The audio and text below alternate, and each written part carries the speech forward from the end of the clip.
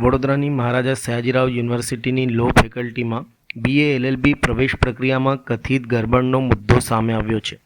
NSUI દ્વારા પ્રવેશ પ્રક્રિયામાં ગંભીર ગરબડ થઈ હોવાનો આક્ષેપ કરી સમગ્ર મામલે ઉચ્ચ સ્તરીય અને નિષ્પક્ષ તપાસની માંગણી કરવામાં આવી છે. NSUIના જણાવ્યા અનુસાર BA LLB પ્રવેશ પરીક્ષાના પરિણામ અને મેરિટ લિસ્ટમાં ગરબડ જોવા મળી રહી છે.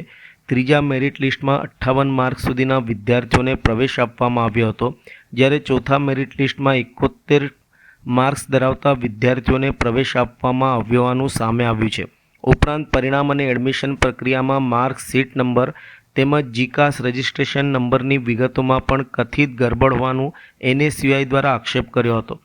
NSUIએ સમગ્ર પ્રવેશ પ્રક્રિયાની ઉચ્ચ સ્તરીય અને નિષ્પક્ષ તપાસ કરવાની, જવાબદાર અધિકારીઓને એડમિશન કમિટીમાંથી દૂર કરવાની તેમજ વિદ્યાર્થીઓના ભવિષ્ય સાથે ચેડા કરનાર સામે કડક કાર્યવાહી કરવાની માંગણી કરી છે.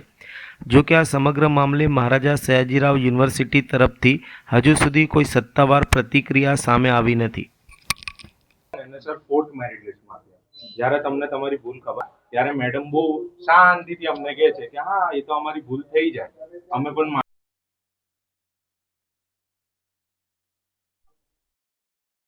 આજરોજ NSUI દ્વારા હેડ ઓફિસ ખાતે રજૂઆત કરવામાં આવી કે જે લો ફેકલ્ટીમાં BA LLBના જે કોર્સ ચાલે છે તેમાં દર વર્ષે એડમિશન માટે એન્ટ્રન્સ એક્ઝામ લેવાય છે.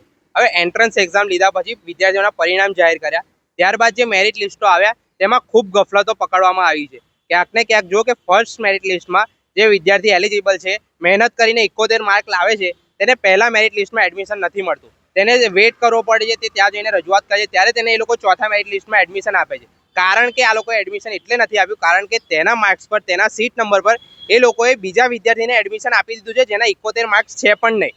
અને બીજી બી એવી ગફલતો ઘણી સામે આવી છે કે 39 માર્કવાળાને આ લોકોએ 64 માર્ક્સ બતાવીને એડમિશન આપી દીધું છે. એટલે આ કંઈક નાની ભૂલ ના કહેવાય, ખૂબ મોટી ગફલતો કરી છે એવું કહેવાય. એટલે આમાં જે સંડોવાયેલા જે ફેકલ્ટી છે, નમ્રતા લુહાર, તેઓએ તાત્કાલિકપણે રાજીનામું આપવું જોઈએ અને ત્યાંના ડીન અને રજિસ્ટ્રાર સાહેબને અમે રજૂઆત કરી છે કે તાત્કાલિકપણે આ જે એડમિશન કમિટી છે એને રદ કરવામાં આવે, જેથી વિદ્યાર્થીઓનું ભવિષ્ય જે છે અંધકારમય ના બને.